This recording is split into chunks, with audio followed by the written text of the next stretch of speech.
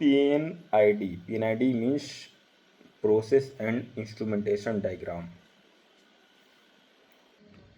PNID means piping and instrumentation diagram. इसमें ये कि आपका जो है टेक्निकल ड्राइंग होती है जिसमें दिखाया जाता है कि पाइप्स कहाँ जा रही है और वाल्व्स जो है फ्लो कंट्रोल कैसे हो रहा है, कब कौन सी जगह पर वाल्व लगे हैं और इंस्ट्रूमेंट कहाँ पे लगे हैं और इक्विपमेंट मशीनरी टैंक वगैरह कहाँ पे लगे हैं।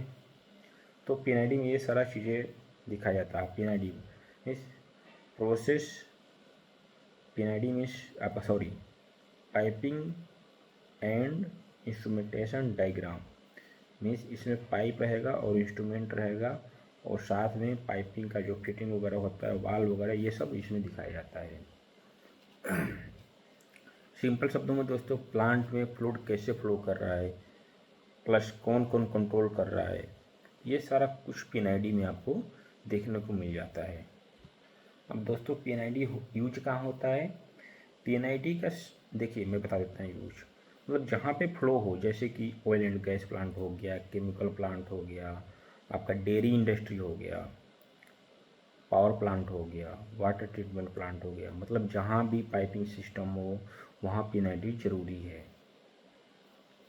देखिए कोई भी हम जैसे सपोज दैट मैं डेयरी का कोई प्लांट लगाने जा रहा हूँ तो उसमें पीएनआईडी जो है मस्ट इम्पॉर्टेंट थिंग्स है। बिना पीएनआईडी के हम कुछ भी नहीं कर सकते।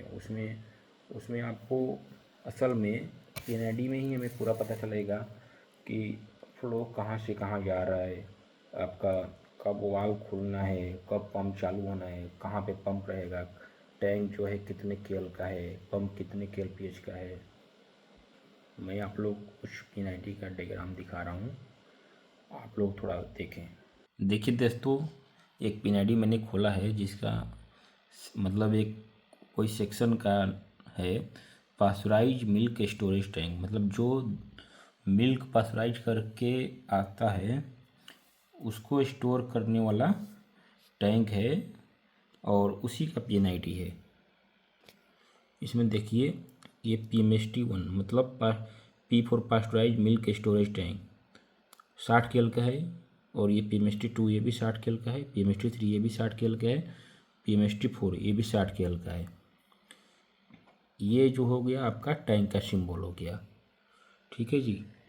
और मैं नज़दीक से और दिखा रहा हूँ।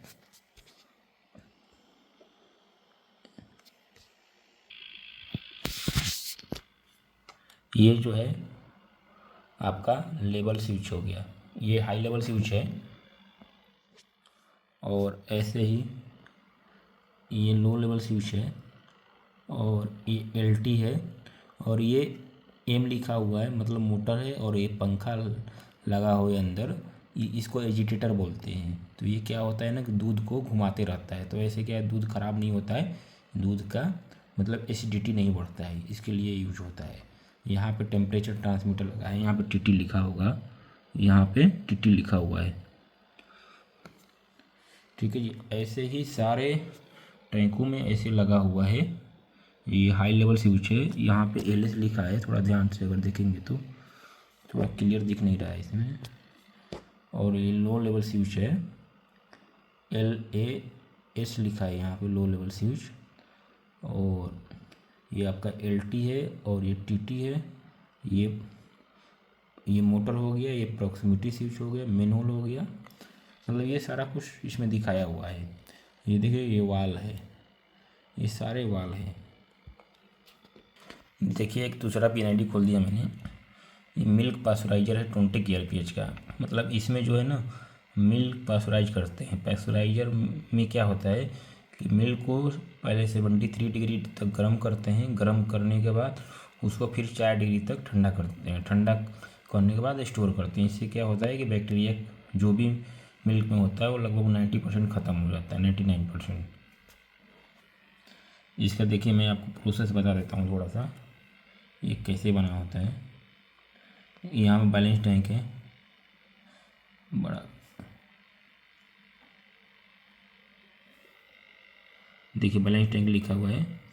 और देखिए मिल्क कहीं से आ रहा है from raw milk storage section, raw milk storage section से मिल्क आ रहा है इसमें। और ये वाल लगा हुआ है यहाँ पे, ये वाल जो ऑन ऑफ के लिए होता है। और एक और यहाँ पे वाल लगा हुआ है ये,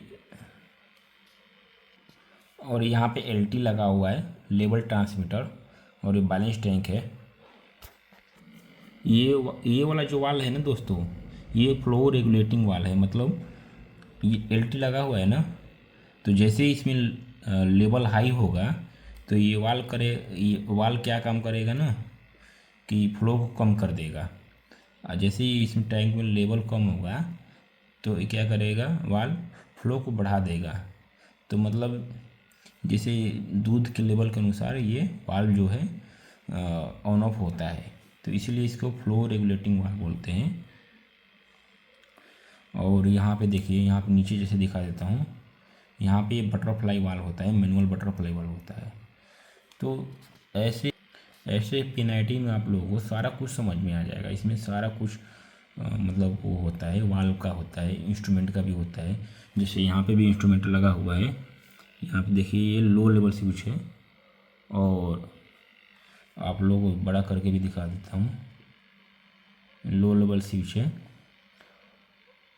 LSL मतलब लेवल स्विच लो।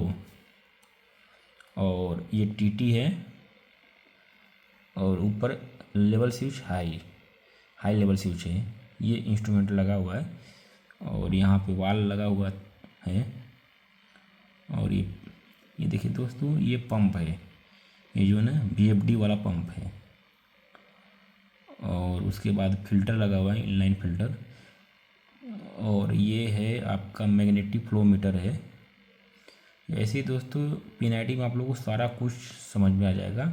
ये सारे जो चीज़ें हैं ना, जैसे चलो मुझे तो पता है, मैं बनाता भी हूँ पिनैटी, मुझे एक्सपीरियंस है। अगर कोई नया बंदा होगा उसको कैसे पता चलेगा, तो ये सारे का एक लीजेंड होता है, लीजेंड सीट, उसमें सारा नाम लिखा रहता है, ये सारे सिंबल का। तो उससे लोगों को क्या है कि पता चल जाता है। तो इसी तरीके से इधर देखिए, इधर प्लेट पैक है, इधर चिलिंग का है, रीजनरेशन का है, रीजनरेशन 2 का है, हीटिंग का है। इसमें थोड़ा सा आप लोगों को बता दूंगा। देखिए ये लाइन जो है ना, ये लाइन थोड़ा सा क्लियर नहीं आ पा रहा है इसमें। ये लाइन जो है यहाँ से इधर जाएगी, यहाँ पे हाइड्रोसाइक्लोन लगा हुआ है, इसमें पूरा घूमता है दूध। घूमने के बाद इसमें जो भी भारी पार्टिकल होता है, कचरा वचरा, वो नीचे आ जाता है और ड्रेन हो जाता है। यहाँ वाल लगा हुआ है, यहाँ पे एक टैंक होता है, इसमें आ जाता है। और जो बढ़िया दूध होता है, ये दूध ऐसे ऊपर आता है।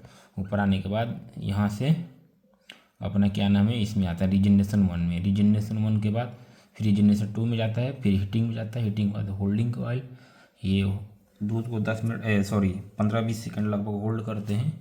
होल्ड करने के बाद ये फिर इधर आता है। यहाँ पे अगर मान लो टेम्परेचर आ गया तो रीजनरेशन 2 में जाएगा। अगर टेम्परेचर नहीं आया दूध का, जैसे 72 डिग्री पे हम पास्चराइज कर रहे हैं, तो अगर 72 डिग्री आ गया तो 72 आ गया तो इसमें आ जाएगा रीजनरेशन 2 में। अगर नहीं आएगा तो वापस से इसी टैंक में आ जाएगा। अगर मान लो 72 आ गया तो इसमें जाएगा, यहाँ से फिर धीरे धीरे ठंडा होगा।